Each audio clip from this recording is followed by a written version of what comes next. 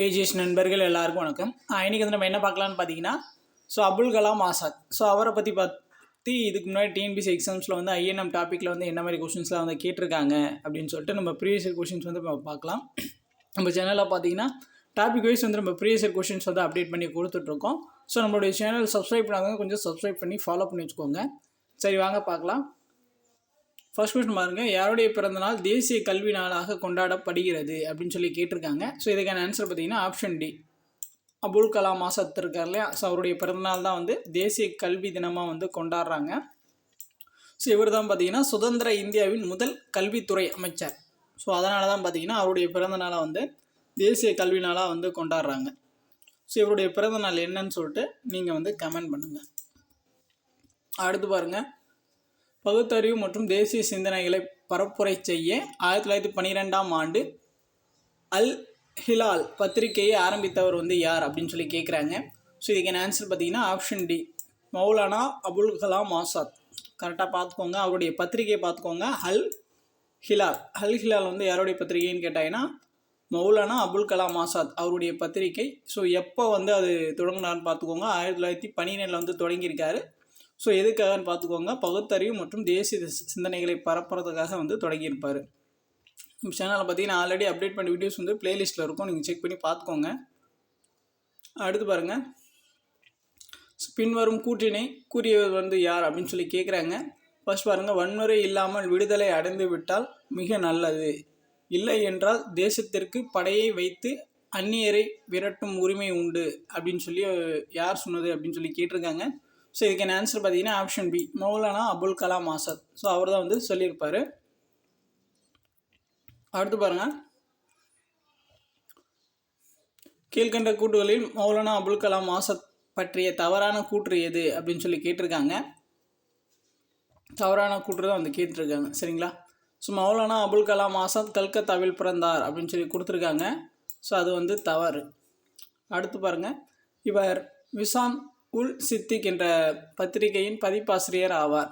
அது பார்த்தீங்கன்னா சரிங்களா. நான் ஒவ்வொருத்தரை பற்றி நான் டீட்டெயிலாக நான் வீடியோஸ் கொடுக்குறேன். இதில் ப்ரீவியஸ் இயர் கொஷின்ஸ் மட்டும் நீங்கள் பாருங்கள். மற்றபடி நான் ஒவ்வொரு ஐஎன்எம் தலைவர் பற்றி நான் டீட்டெயிலாக உங்களுக்கு தனியாக வீடியோஸ் அப்டேட் பண்ணி கொடுக்குறேன். சரிங்களா. அடுத்து இது பாருங்கள், இவர் அல் ஹிலால் என்ற இதழை வெளியிட்டார். இப்போ தான் நம்ம பார்த்தோம் இல்லையா. அது சரி. லிசான் உல் சித்திக் என்ற பத்திரிகையில் பதிப்பாசிரியராக இருந்திருப்பார். அதுக்கப்புறம் பாருங்கள், இவர் இந்திய தேசிய காங்கிரஸுக்கு 1923 மற்றும் 1940ஆம் ஆண்டுகளில் தலைவராக தேர்ந்தெடுக்கப்பட்டார் அப்படின்னு சொல்லி கொடுத்துருக்காங்க. இது பார்த்தீங்கன்னா சரி. ஒன்று மட்டும் தான் தப்பு. சரிங்களா. இதெல்லாமே பார்த்துக்கோங்க. இந்திய தேசிய காங்கிரஸுக்கு எப்போ அவர் தலைவராக இருந்திருக்காருன்னா 1923 1940 அல் ஹிலால் என்ற இதழ் வெளியிட்டிருக்காரு. லிசான் உல் சித்திக் என்ற பத்திரிகையில் பதிப்பாசிரியராக இருந்திருக்காரு. அடுத்து பாருங்கள், இந்தியா வின்ஸ் ஃப்ரீடம் என்னும் நூலை எழுதியவர் யார் அப்படின்னு சொல்லி கேட்குறாங்க. இந்தியா வின்ஸ் ஃப்ரீடம் இந்த நூலோட ஆசிரியர் கேட்குறாங்க. இதுக்கான ஆன்சர் பார்த்தீங்கன்னா ஆப்ஷன் டி, மௌலானா அபுல் கலாம் ஆசாத். அவருடைய நூல் தான். அடுத்து பாருங்கள், இந்திய தேசிய காங்கிரஸில் நீண்ட காலம் தலைவராக இருந்தவர் யார் அப்படின்னு சொல்லி கேட்குறாங்க. இதுக்கான ஆன்சர் பார்த்தீங்கன்னா ஆப்ஷன் சி, அபுல் கலாம் ஆசாத். முக்கியமான கொஷின், இந்திய தேசிய காங்கிரஸில் நீண்ட காலம் தலைவராக இருந்தது அபுல் கலாம் ஆசாத். அடுத்து பாருங்கள், பின்வரும் நூற்றில் எவை மௌலானா அபுல் கலாம் ஆசாத் பற்றிய சரியான கூற்றுகள் அப்படின்னு சொல்லி கேட்குறாங்க.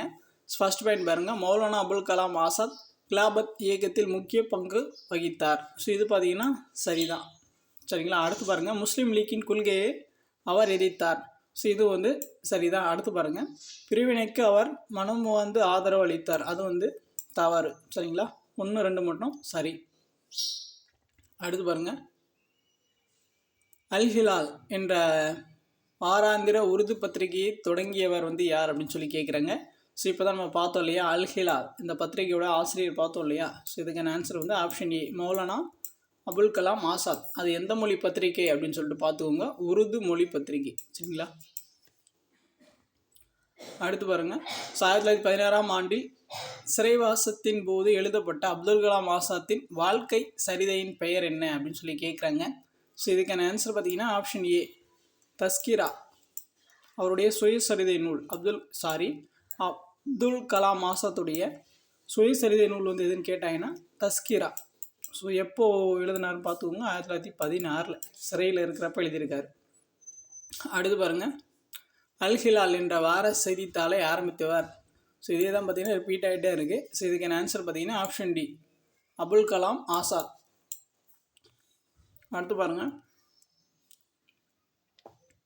பின்வரும் வார்த்தைகளை கூறியவர் வந்து யார் அப்படின்னு சொல்லி கேட்குறாங்க. பாகிஸ்தான் திட்டம் இந்தியா முழுமைக்கும் தீங்கு விளைவிப்பது மட்டுமல்லாமல் குறிப்பாக இஸ்லாமியருக்கும் அது மட்டுமல்லாது இது நிறைய பிரச்சனைகளை உருவாக்கும் தீர்ப்பதை விட அப்படின்னு சொல்லி சொன்னது வந்து யார் அப்படின்னு சொல்லி கேட்குறாங்க. அதுக்கான ஆன்சர் பார்த்தீங்கன்னா ஆப்ஷன் டி, மௌலானா அபுல் கலாம் ஆசாத்.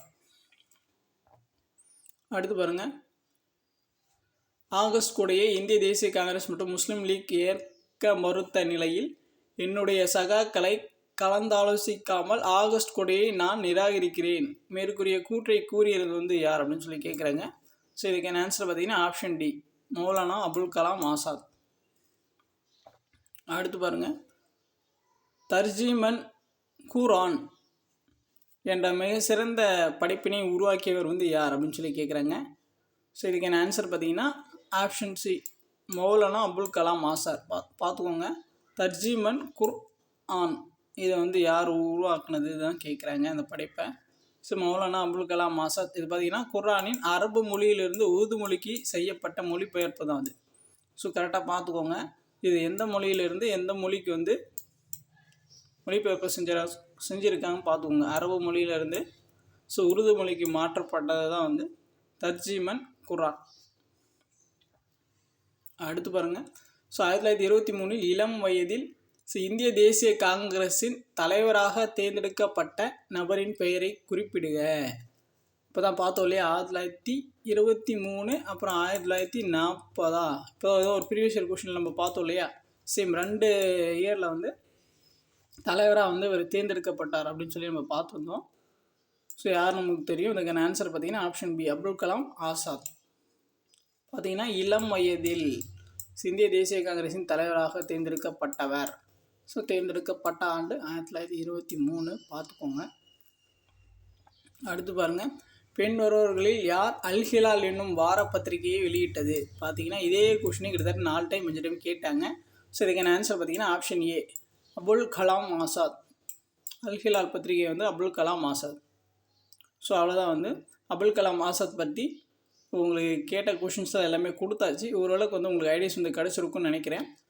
கண்டிப்பாக வந்து உங்களுக்கு இது ஒரு நல்ல ரிவிஷன் மாதிரியும் இருக்கும். மேக்ஸிமம் பார்த்தீங்கன்னா இந்த அல் ஹிலால் பத்திரிகை பற்றியே நிறைய கிட்டத்தட்ட ஒரு 4 to 5 டைம் வந்து கேட்டிருக்காங்க. ஸோ நல்லா பார்த்துக்கோங்க. நான் டீட்டெயிலாக வந்து ஒவ்வொரு ஐஎன்எம் தலைவர் பற்றி நான் டீட்டெயிலாக வந்து உங்களுக்கு வீடியோஸ் வந்து கொடுக்குறேன். ஸோ அப்போ வந்து உங்களுக்கு டீட்டெயிலாக வந்து எல்லாமே வந்து கவர் ஆகிரும். சரிங்களா? ஸோ வேறு ஏதாச்சும் டவுட்ஸ்னால் நீங்கள் வந்து கமெண்ட் பண்ணுங்கள். ஸோ இப்போ தான் வந்து நம்ம சேனல் ஃபஸ்ட் டைம் பார்க்குறீங்கன்னா கொஞ்சம் சப்ஸ்கிரைப் பண்ணிவிட்டு ஃபாலோ பண்ணி வச்சுக்கோங்க. தேங்க்யூ.